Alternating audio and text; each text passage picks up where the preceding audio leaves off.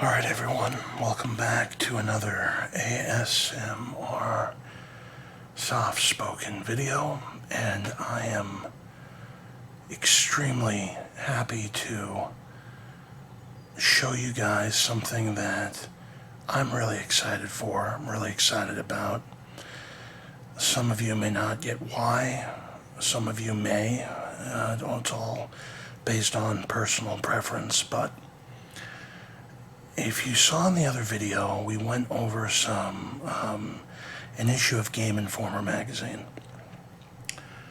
Well, I wanted to see if that was indeed the first issue that I ever had, or let me rephrase, maybe not ever had the first issue, but it's the earliest one I still have, and it was. There are 360, I think 6 Game Informer issues, and of those 366, I'm missing about a third of them. There was a couple year, maybe 2 or 3 year hiatus where I didn't subscribe to the magazine. I wasn't really playing video games. And then I got back into it. But Game Informer originally came out, I believe, in 1991 or 92.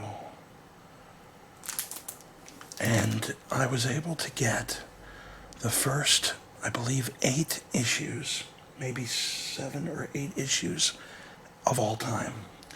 And they just came in the mail. We have 2 of these special packages with the issues inside of them. I can see one of the issues already has a big flaw.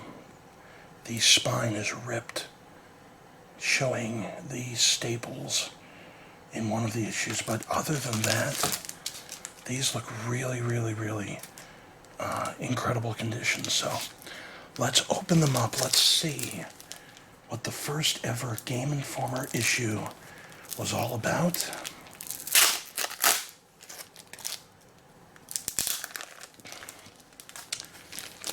And what it had inside. Okay.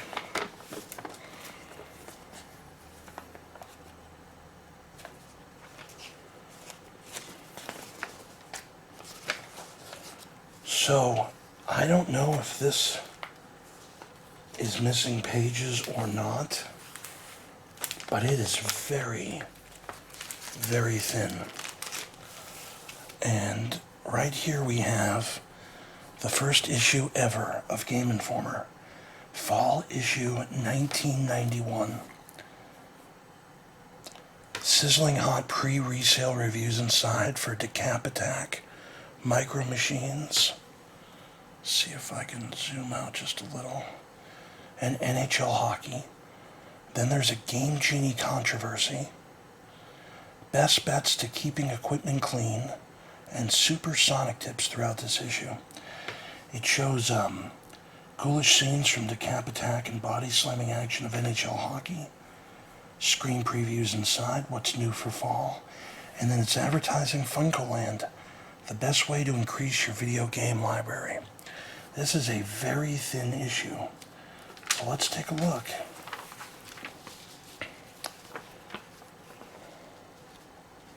So look at this. This is an ad for Funko Incorporated, the fun company. This is FuncoLand. Welcome my friends to the premiere issue. Welcome my friends to the premiere issue of the Game Informer magazine. Please let this periodical not only be used as a vehicle to inform you about the video game industry, but also a convenient way in which to receive your favorite video games at a fair price. All of us at Funko take a special pride in delivering the best possible service to you. If you have enjoyed our service, tell a friend. If you're unhappy in any way, tell us.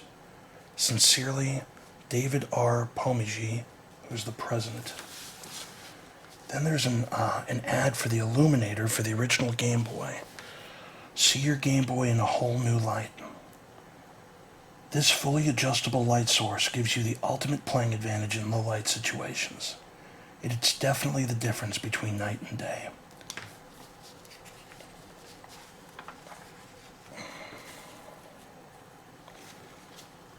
So, the fall 1991 issue. Wow, okay, so right here, it has the executive editor was Elizabeth Olsen. Andy McNamara was a video game consultant back then. A video game consultant. He would go on to run Game Informer eventually, but wow. And this used to be free. You could get it for free. You could call the circulation department at that number. So there are phone orders, retail stores. When visiting Minnesota, please feel free to test out any of your favorite games at one of our 9 retail outlets in these following cities.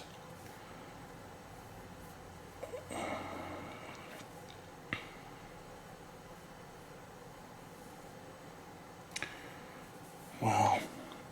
Then there's a Game Genie update. Let's take a look over here. For those of you who have been too busy playing Last Battle to keep up with the court battles, we thought we'd bring you up to date with the Game Genie case. This is when Nintendo sued Galoob and Codemasters, I believe, or Camerica is what it was, for introducing the Game Genie. Nintendo lost, by the way. But here, this is what it's saying. Last month, the U.S. District Court ruled in favor of Louis Galoob Toys Incorporated, a Nintendo of America's copyright infringement suit against Galoob's Game Genie product. This follows the decision in the preliminary hearings held in both Canada and the U.S. last year. Camerica, the Canadian owner and manufacturer of the Genie, was awarded full production and distribution rights in Canada, while U.S. courts awarded Nintendo an injunction to halt Galoob's production of the product until the trial this past April. This most recent ruling enables Galoob to begin production on Game Genie, but they are not permitted to promote or distribute the product until the judge's written order and decision is issued in the near future. Nintendo will use this time to determine whether or not to file an appeal on this ruling. Game Genie is a product developed for use on the NES system that allows players to alter or enhance video gameplay. Players can attach the Genie to their system to give their characters superpowers or infinite lives. According to Nintendo, that by altering a game's rules and limits, the game may become boring and fewer games will be sold. They also state that the Game Genie is a violation of both their patent and moral rights. Galoob and Camerica claim that the Genie enhances and makes them more playable. They argue that it will breathe new life into old games and will encourage many players to buy games they may have found too difficult in the past. Gamers in Canada seem to fall on both sides of the fence. 100,000 Game Genies were sold in Canada last year, and sales this year are anticipated to reach 250,000. Soon, game players in the States can decide for themselves. And then there's an ad here for a hot seat. True Power players take a ride on the hot seat. So you could have ordered this for $99 for the Nintendo and the Genesis. Bring a new dimension of reality to your games that you've never experienced before. The hot seat brings you into the game by using your body movements to control the action. Just plug the hot seat into your deck as easily as any joystick and get ready to hang on for the ride of your life. Hot Seat simulates arcade-like action, bringing a new level of excitement and challenge to your old games. With Hot Seat, now you can jump into your Ferrari in Rad Racer and take those curves at 200 miles per hour and feel the action as you lean into the turn. Or climb into the cockpit of your F-14 fighter jet and feel the motion as you turn and dive with the plane. But be warned, it's so realistic, you may just want to strap that parachute on before you begin. Comfortable design for hours of play. So far, what else do we have? So here it gives a preview of NHL hockey.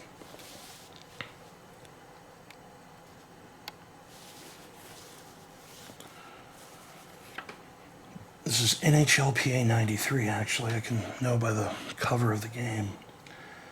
The glare of the lights on the ice, the echoing of the slap of sticks colliding, the roar of the crowd. This game is so real you can almost smell the popcorn and hear the soda vendors. Once again, Electronic Arts has proven themselves the champion of sports cartridges with the NFL hockey. There's a typo in here. It says NFL hockey.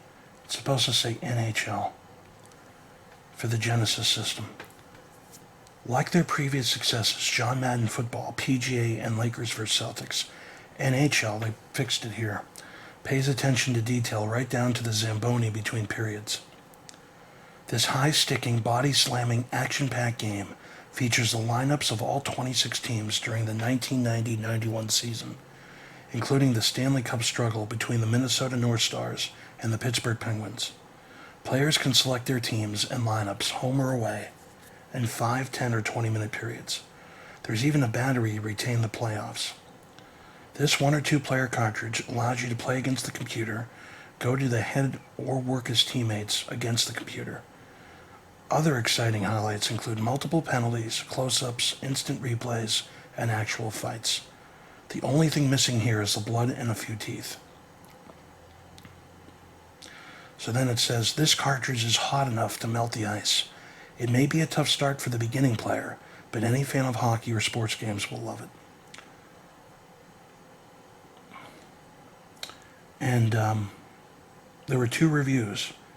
There was a review by Andy the Game Dandy and Rick the Video Ranger.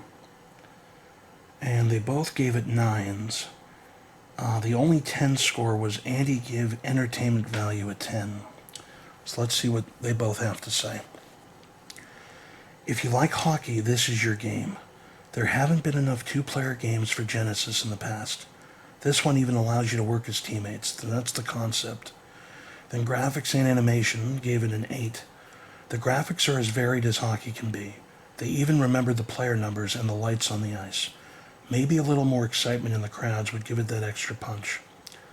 He gave the sound a 6. From the players' groans to the ref's whistle, the sounds are realistic enough. He gave playability a 9. This cartridge is awesome when it comes to playability. It's a little tricky at first, but if you're a hockey or a sports fan, you'll catch on quick. The speed may be a little slow, but it's still a great action game. There's so much going on. A gamer really has to stay on his toes. And then entertainment value is a 10. The variety of options is enough to keep you busy for a long time.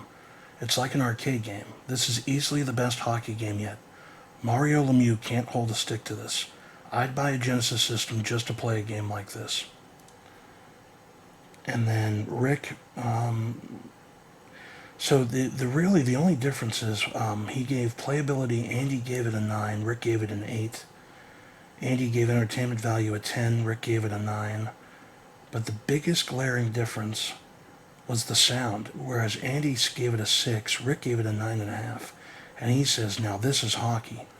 The realism of the sound is radical.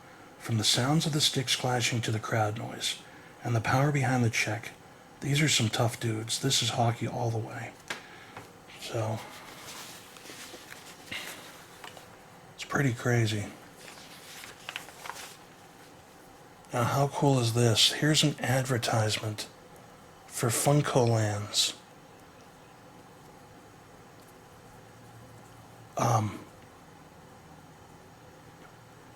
Wait, are these...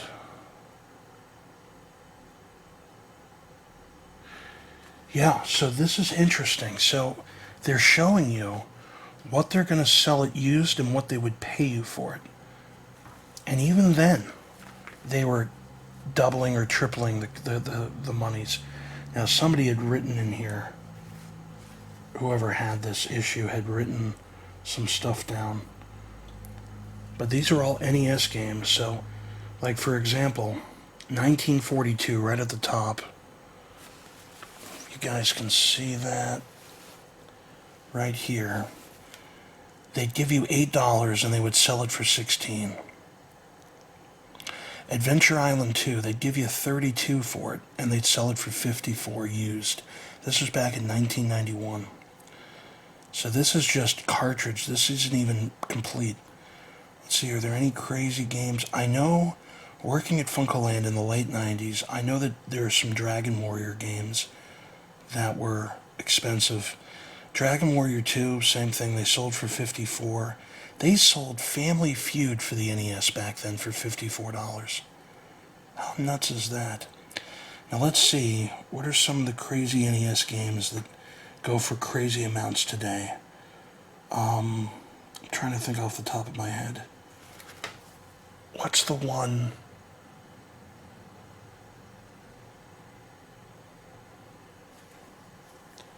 Oh man, I can't think. It might not have come out yet.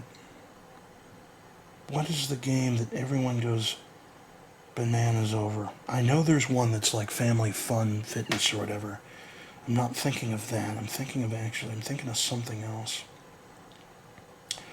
What do the asterisks mean? Oh, alright, well this is pretty cool. Let's look at the Game Boy games right over here. Okay, so we got Game Boy listings. So I have these. So Alleyway, they give you $6 for it. Amazing Penguin, they give you $10. Baseball, they give you $2 for it. What else do I have? Boxel, they give you $8. Let's see. Daedalian Opus, they give you $6. Let's see. F1 Racer, they give you $12. Fist of the North Star, $4. Flipple, $6. Godzilla, $16 they'd give you. What do the asterisks mean? Released in 1991? Is that what that means? Released in 1992 if there were two of them. Interesting. Let's see. What else do I have? Jeopardy, they give you $16 for Jeopardy back then.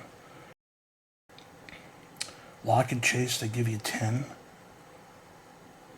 NBA All-Stars, $16. NFL Football, $4. Operation C, $12. Penguin Wars, $12. Play Action Football, $6. Quicks, $8. Revenge of the Gator, $8. Solar Striker, $2. Super Mario Land, $8. Tennis, $6. Tetris, that's weird.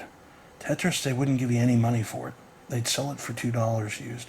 TMNT, Fall of the Foot Clan, $8. Wheel of Fortune, $12 they'd give you. Interesting. Okay, what else we have? Oh, we have some Decap Attack. Got a 7.5 from Rick for the Genesis and an 8.5 from Andy. And I guess Andy liked it 1 point better than Rick did. Here's some Genesis and Game Gear, and Neo Geo even. Neo Geo.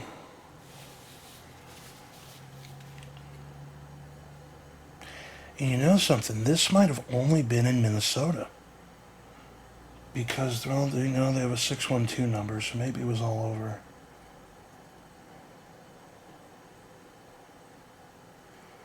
Any crazy Genesis games? They sold... Here's some expensive Genesis games used back in the 90s. So Beast Warriors, they would sell for $59. Any other crazy amounts? Fantasia, they sold for $49. Garrus, they sold for $54. Jesse the Body, they sold for $54. I've never even heard of these Genesis games. Might and Magic, $54. Minds Fight Pal, $54. NHL Hockey, $54 is brand new back then. Paperboy, they'd sell for $54. Phantasy Star 3, they sold for $69 used back in 1991. Sonic the Hedgehog, the original, $54. Stormlord, $54. That's pretty much that.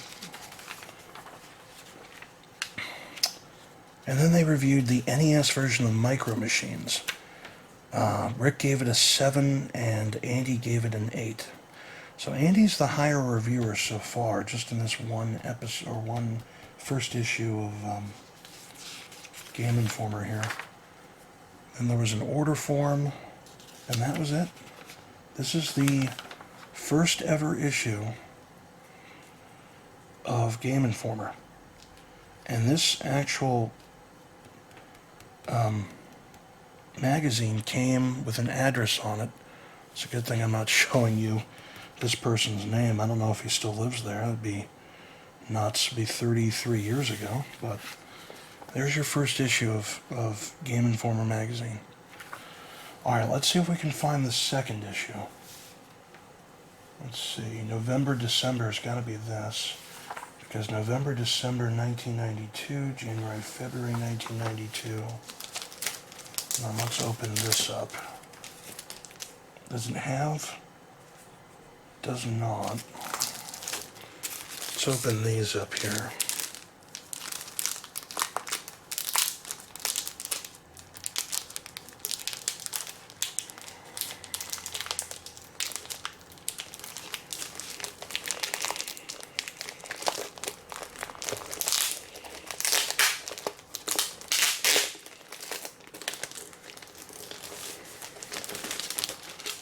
Okay, let's see what we got. Got September, October. That would go here. Then we have summer of 92, which I assume would go here. And then spring of 92, which I assume would go here. So yeah, this is 2, 3, 4, 5. So we have the first 7 issues. Okay, there were 2 in 1991.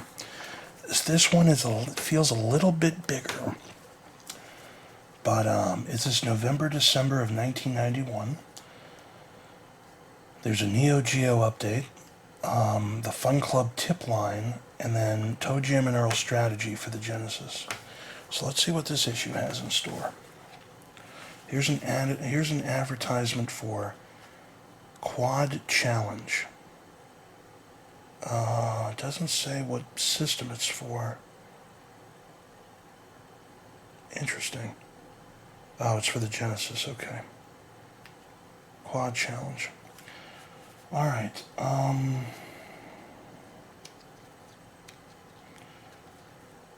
let's see, Andy McNamara is still a video game consultant. Let's see, letter from the editor. So she was the head of Game Informer back when it first came out. Now we actually have a table of contents here.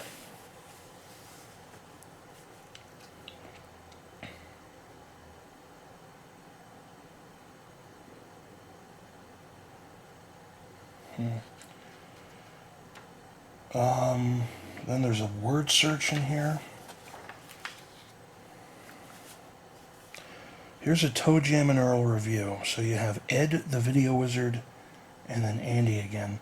Ed gives it a 7.5, and Andy gave it a 9.5. And actually, there's a third reviewer, Mary Ann. She gave it a 9.7. Interesting. So Ed hated it. Mary Ann almost gave it a perfect score. Okay. So let's take a look at what is here. Sega's Toe Jam and Earl. Whoops. Yo, what's up? What's up are 2 of the funkiest aliens ever to visit the planet Earth, Toe Jam and Earl. Well, visit isn't really accurate. It's more like crashed into, thanks to Earl's driving.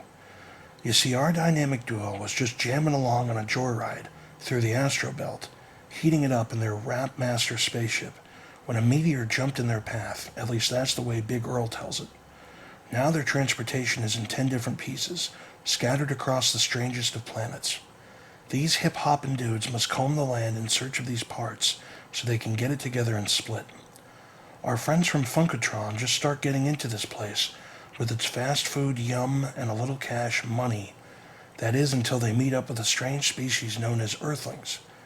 Toe Jam and Earl encounter everything from a gaggle of wayfaring geese to a mother and child team shopping until they drop. Along for the adventure are the rotund opera singer, the demented dentist, the nerd herd, Geekus Dorkia, and hamsters in a rollerball. Not all members of this maniacal menagerie are bad news. For a spot of cash, the wizard will heal, the wise man identifies mystery presents, and the opera chick scares off other humans. 3 guesses as to her method. Some characters are just a nuisance, like the hula babe that just makes our boys want to dance. Hubba hubba. Or stupid Cupid's arrows, which can make a lovesick alien go right over to the edge. Others, like the boogeyman or the red devils, can be a major bummer and wipe out your lifeline. ToeJam and Earl have various modes of getting around. Special gifts such as spring shoes, rocket skates, Icarus wings, and bonus high tops help the boys boogie out of bad situations. They may tiptoe past sleeping foe, but if our heroes stand in place too long, they'll be catching some Z's themselves, and it takes some frantic banging on the buttons to wake them up. There are 25 different levels of planet that must be explored. The spaceship pieces are located at random on a select 10. This changes each time you play. ToeJam and or Earl begin at the lowly rank of Wiener, and their goal is to progress onto higher levels of coolness, such as Doofus, Homie, and Rapmaster. Points are earned whenever tiles of the map are turned, or by opening up presents. Each player begins with 3 extra lives, which can be replenished by the proper munchies. Additional lives are awarded when you reach the levels of Poindexter, Bro, and the supreme level of Funklord. Yo, alright.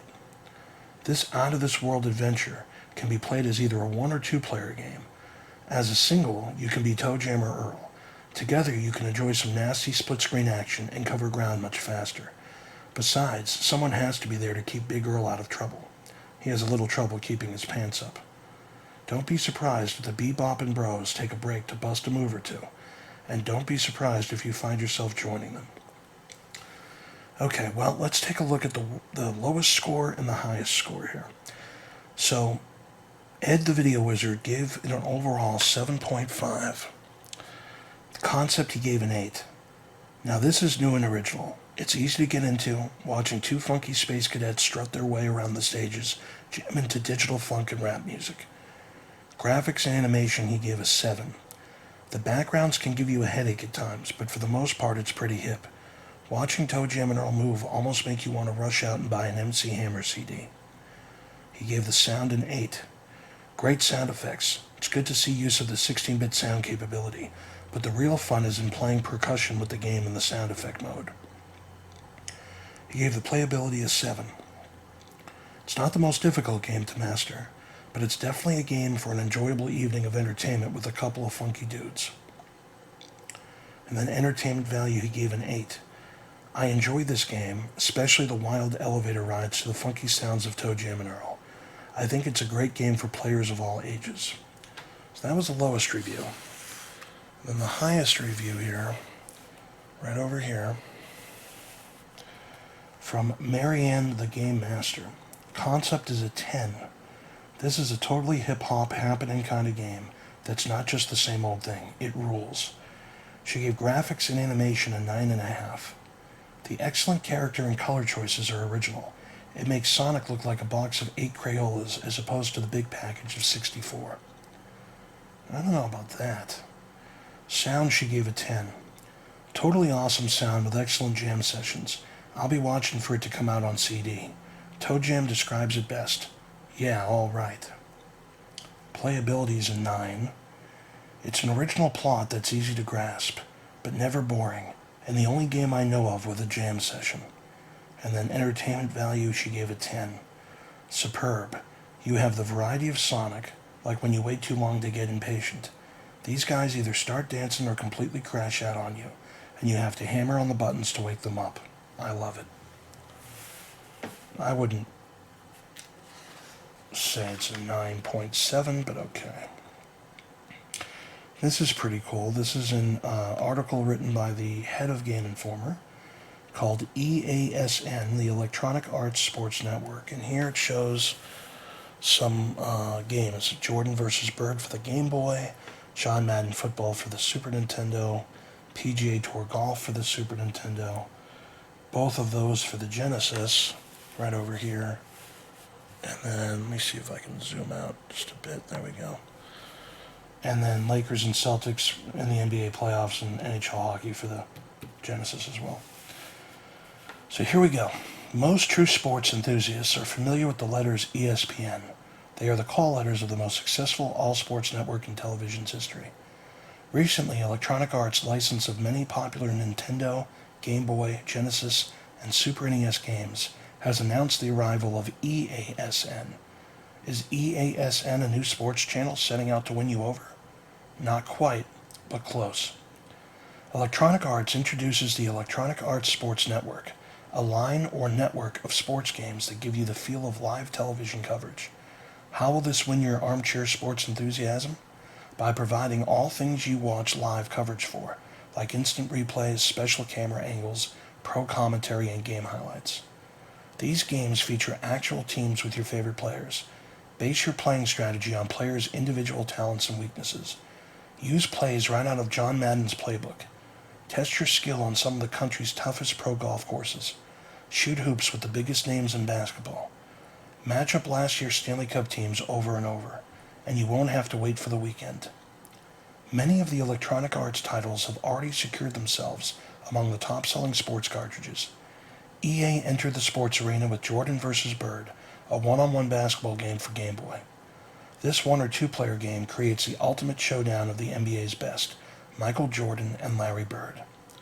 Signature moves and detailed statistics bring realism to this fast-action challenge. If you've always wondered what it would be like to be Air Jordan or the Birdman, try your luck at Jordan's Slam Dunk Contest or Bird's three-point shootout.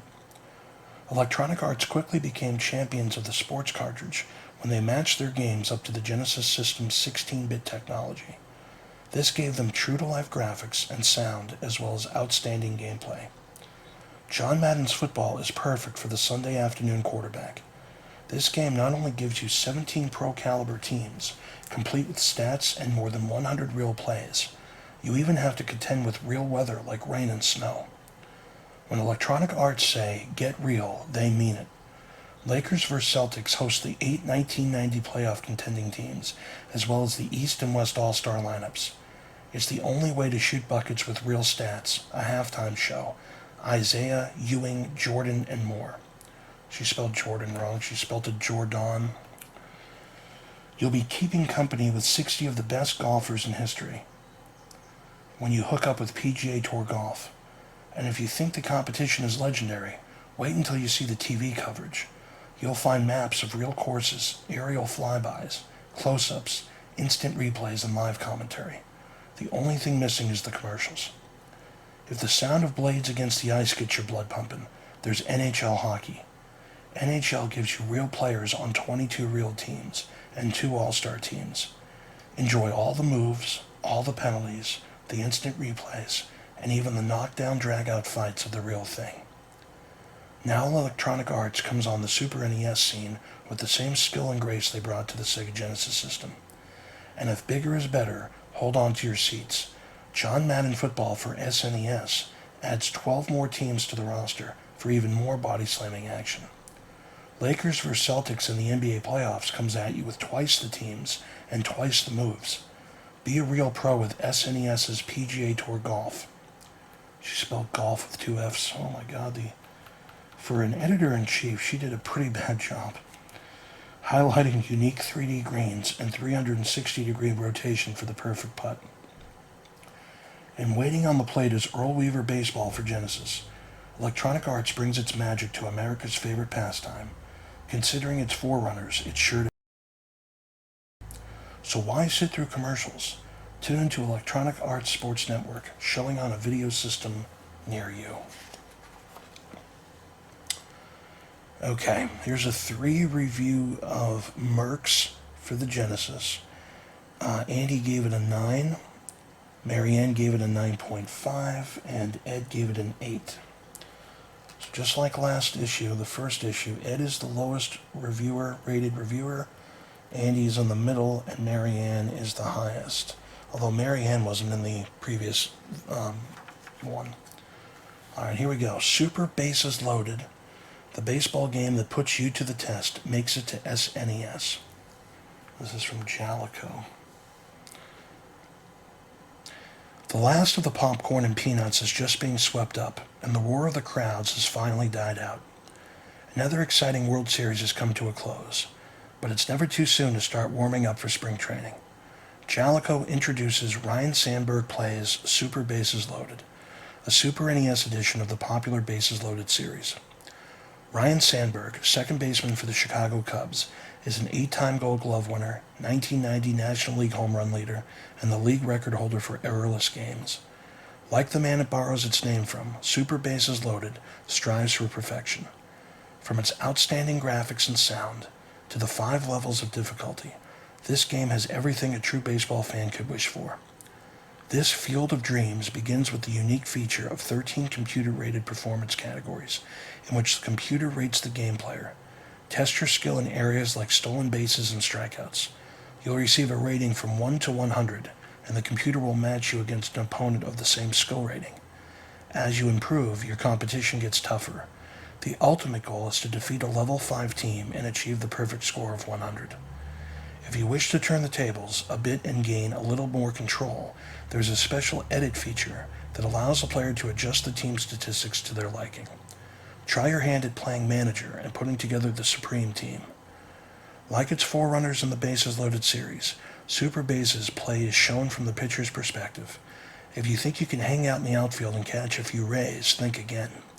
This cart has a radar screen that shows you the fielder closest to the ball in play, and helps in tracking the opposing team's men on base. And if that isn't enough, the center field camera angle makes your job easier, so you'll catch all the fly balls and wild pitches just like in the big leagues.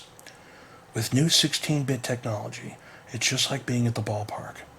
Thrilled to the applause from the fans, the crack of the bat and the sound of the ball hitting the glove put you as close as the dugout.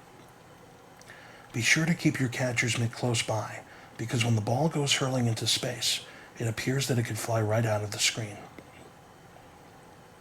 So don't hang your batting cap up just yet. Go face-to-face with Ryne Sandberg Plays Super Bases Loaded for Super NES, and next season you might just be good enough for the Twins or the Braves. Alright, so Ed actually gave this game the highest score of any of them. Ed gave it an 8. Rick gave it a 7.5, and Marianne gave it a 6.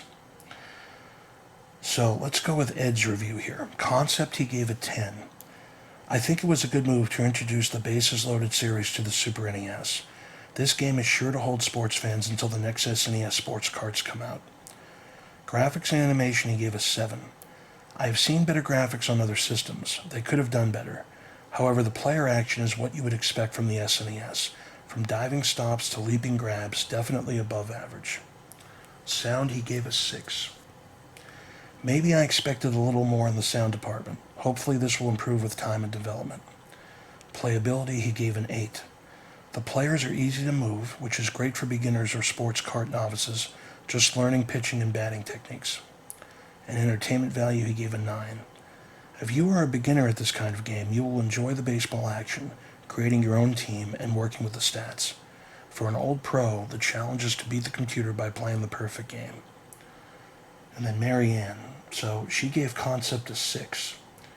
Since baseball is America's favorite pastime, there isn't too much new about the idea. The SNES version is pretty similar to the earlier Nintendo series, but there aren't many sports games for the 16-bit Nintendo yet. Graphics and animation gave a 7. I like the box that tracks the ball because it makes it much easier to play the field, and it's cool that you can see the stitching on the ball, but I guess I was hoping for a more dramatic change in the SNES graphics. Sound is a 5. There really isn't much new here that isn't already in the Bases Loaded 2 edition. It doesn't take advantage of all the SNES capabilities. Playability, she gave a 6. The playability of the outfield is much better, but I think it's difficult to hit when the game is shown from the pitcher's perspective. And it's interesting she actually says that. This is why I never got into the Bases Loaded series. I hated the view from the pitcher. I couldn't play it myself. Hated it. And then entertainment value, she gave a 6. If you have a Super NES and you're really into baseball or the Bases Loaded series, this game is a must-have. But I didn't find it so greatly advanced over second and third versions of the 8-bit cart. At least she's honest. I like the review there. Alright, here's an advertisement for Space Shuttle for the NES. I didn't even know this game actually came out. Space Shuttle. Never heard of it. Okay. Let me have the Neo Geo preview here. See what she has to say, the editor-in-chief here, about the Neo Geo. She writes, Neo Geo, the shape of things to come. With the recent onslaught of new video systems hitting the market, gaming enthusiasts now have more choices than they have ever thought possible. There are systems that link two units together for simultaneous play, colored handheld units, systems that give you graphics, sound, and memory like never before. What could be next? That question has been answered by SNK, the manufacturers of the Neo Geo system. This arcade-quality system is light years ahead in home entertainment. The 24-bit hardware is designed to crank out an amazing 330 megs of power. That means eye-popping four-dimensional graphics, sound that will blow you away, lightning speed, action, and more memory than any other system can offer. What's the driving force behind this serious system? Unlike the current 8 and 16-bit systems, which use a single processor to do the work, Neo Geo takes advantage of parallel processing. This technology uses two separate processors side by side, a 16-bit 68000, the same processor found in an Apple Macintosh, and an 8-bit Z80A. There are 7 different specialist processors that divide the workload. What this means to the player is that more things can be happening with the audio, visual, and gameplay all at the same time. In addition to faster processing, 3 custom-built 160-pin SNK Pro chips enhance the graphics. Neo Geo features a palette of 65,536 colors, of which 4,096 can be displayed on the screen at one time. That's leagues ahead of the 256 simultaneous colors of the runner-up. 380 sprites add more life and realism to the characters, as compared with the 128 sprites of the SNES. Add features like multi-layer palettes, omnidirectional scrolling and rotation, enlarging and shrinking, fade and scaling, and the result is incredible visual impact. Other systems can scroll and rotate, so what's the big deal? Those other systems merely achieve the look of scrolling and rotation by redrawing the sprites smaller and then larger to create the effect of scrolling. Neo Geo's individually programmed layering allows the sprite to actually move back and forth between the backgrounds and foregrounds. Objects can rotate and scale simultaneously without hesitation or picture inconsistency. And if the look of Neo Geo isn't enough to knock your socks off, wait until you hear it. There's no room for squeaky computerized speech here. Neo Geo contains 15 tracks of stereo sound, 7 of which are dedicated to actual voice audio. Match that against the 10-channel sound of other popular decks, and there's just no comparison. Adapt it to your home sound system or throw on the headphones, and you'll feel like you're right at the heart of the action. Another improper English grammar-wise. Like you're right at the heart of the action. There should have been an oven there. Even the controllers for Neo Geo are a step ahead. They feature a 360-degree orbital 8-way joystick and 4 simultaneous firing button controls for fast-paced play. Neo Geo also offers instantaneous memory access. The unique memory card allows players to save a game at any level. This portable memory means you can pick up the game on any Neo Geo or at your favorite arcade. Neo Geo is the ultimate system for the serious game player, but it's also much more. It is designed to work as a state-of-the-art communication system. The capability to network with other computer and information systems has been built in. SNK is currently working on a modem cartridge that will allow Neo Geo to be used for personal finance, record keeping, and more. With out-of-this-world graphics, hear it to believe its sound, and gameplay that rivals the arcades, this video system is light years ahead of its time. We have seen the future, and its name is Neo Geo. So then they're giving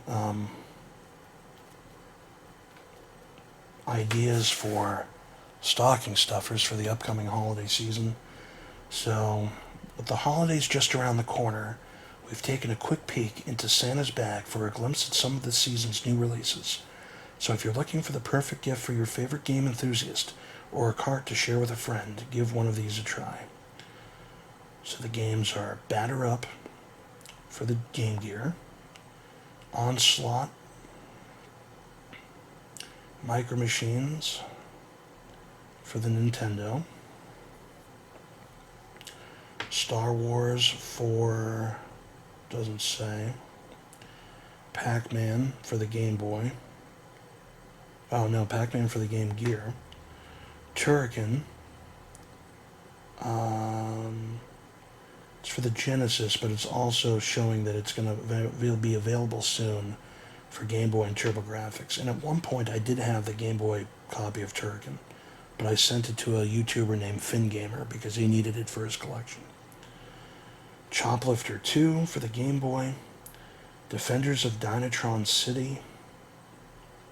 Doesn't say for what system. Star Control. Doesn't say. Infogena Systems. Okay, so this is definitely for Game Boy. Mini Putt for an NES. Mike Ditka Power Football for the Genesis. Doc's Fix a System Cleaner. Then we have the best sellers list. Summer 1991. 20 best sellers list. So for the NES, number 1, Super Mario 3. Number 2, the double pack of Super Mario and Duck Hunt. Number 3 is Super Mario 2. Number 4, Teenage Mutant Ninja Turtles. And Zelda is number 5. Contra, number 6. Number 7 is Teenage Mutant Ninja Turtles 2. Number 8 is Zelda 2. Number 9 is Punch-Out. Number 10 is Tetris. Number 11 is Kung Fu. Number 12 is Super Mario. Number 13 is Pro-Am Racing. Number 14 is Excitebike. Number 15, Bases Loaded. Number 16, Metroid. Number 17, Tecmo Bowl. Number 18, Ninja Gaiden. Number 19, Double Dragon. And number 20, Final Fantasy. And then for the Game Boy's top 20, number 1, Super Mario Land. Number 2, Tetris. Number 3, TMNT Fall of the Foot Clan. Number 4, Castlevania Adventure. Number 5, Final Fantasy Legend. Number 6, Motocross Maniac. Number 7, Double Dragon. Number 8, Tennis. Number 9, Baseball. Number 10, NFL Football. Number 11, Paperboy. Number 12, Nemesis. Number 13, Alleyway. Number 14, Batman. Number 15, Golf. Number 16, Spider-Man. Number 17, Gargoyle's Quest. Number 18, Play Action Football. Number 19, Dr. Mario. And number 20, Boomer's Adventure. And then the top 20 top 20 Genesis games. Number 1, Altered Beast. Number 2, Joe Montana Football. Number 3, they forgot the rest of the game name, as Golden A. I imagine they mean Golden Axe. They forgot the X and the E. Number 4, Tommy Lasorda Baseball. Number 5, Sonic the Hedgehog. Number 6, Buster Douglas Boxing. Number 7, Mickey Mouse Castle. Number 8, Strider. Number 9, Ghouls and Ghosts. Number 10, Shadow Dancer. Number 11, Revenge of Shinobi. Number 12, E-SWAT. Number 13, Last Battle. Number 14, Sword of Vermilion. Number 15, John Madden Football. Number 16, Lakers vs. Celtics. Number 17, Super Thunderblade. Number 18, Pat Riley Basketball. Number 19, Budokan. And 20, Air Diver.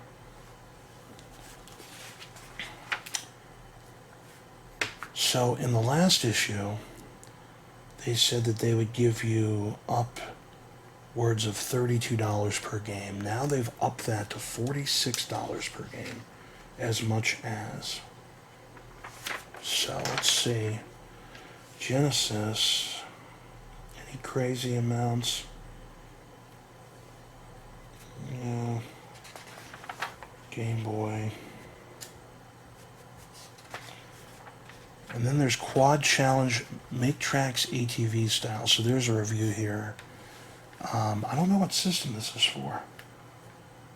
This is for...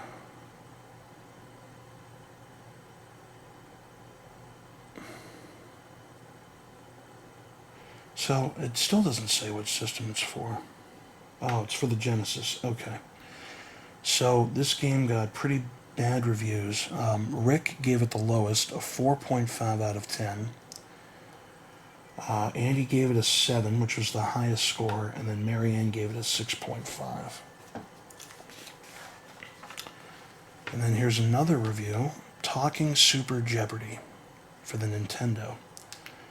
So Andy gave it an 8, Rick gave it an 8, and Ed gave it an 8.5, so they really liked it. It's pretty good. And then Fun Club, some tips for different games. Here's another review, Quackshot. I believe this was for the Genesis. Yeah. Andy gave it an 8.5, Rick gave it a 7.5, and Ed gave it a 7.5.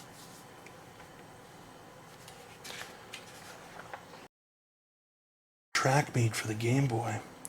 Andy gave it an 8.5, Rick gave it a 6.5, and Marianne gave it an 8.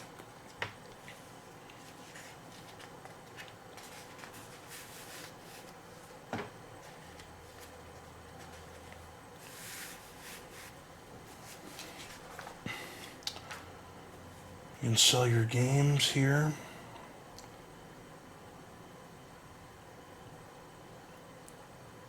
Wow.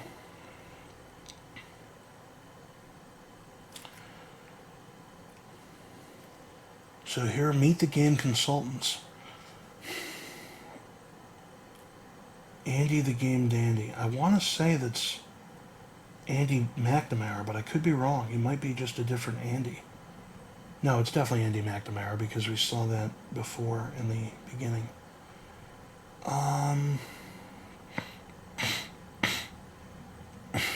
Yeah, this is pretty cool, and then it gives a recap of who rated what.